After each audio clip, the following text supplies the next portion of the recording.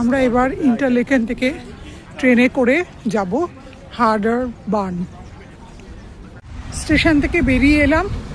এবার এই যে দেখুন লেকের ধারে এখানে, তারপরে এখান থেকে একটা ক্যারেজে করে যাব হার্ডার বার্ন। আপনার সাথে ভিডিওগুলো শেয়ার করব, আপনারা সঙ্গে থাকুন, সুইজারল্যান্ড ঘুরতে থাকুন। এই সামনে এবার এই ব্রিজটাকে হেঁটে ক্রস করব, করে ওই পারে যাব। আপনারা যারা একা একা সুইজারল্যান্ড ঘুরতে আসবেন তারা আমার ভিডিওগুলো ফলো করলে ঘুরতে পারবেন। আমরা কোনো ট্রাভেল এজেন্সির সাথে আসিনি, আমার ছেলের সমস্ত প্ল্যান করে গুগল ম্যাপে করে এসছে। তো আপনারা আমার ভিডিওগুলো ফলো করে একা একা ঘুরতে পারবেন কোনো সময় এলে। হেঁটে এই ব্রিজটার ওপর দিয়ে যাচ্ছি এখন। এই যে দেখুন ব্রিজটার ওপর দিয়ে এখন যাচ্ছি।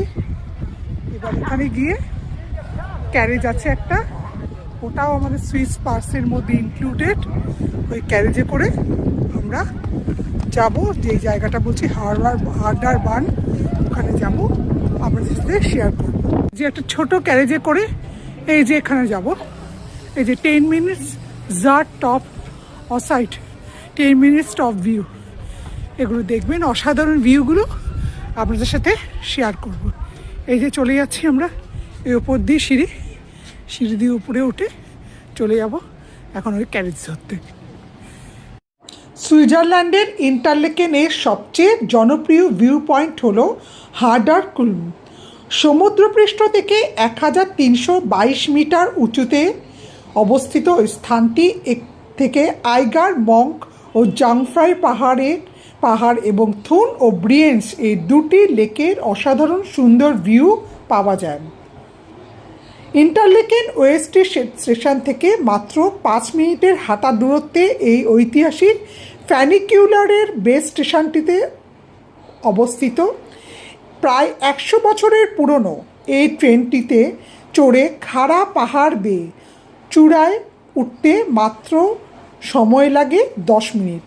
ট্রেনটি ছাদ কাঁচের হওয়ায় যাত্রাপথে চারপাশের সবুজ প্রকৃতি দেখার দারুণ সুযোগ হয়। উপরে পৌঁছানোর পরপরই চোখে পড়বে বিখ্যাত দুটি লেকস ব্রিজ। এটি একটি ওভারহ্যাঙ্গিং ভিউইং প্ল্যাটফর্ম যা শূন্যে প্রসারিত।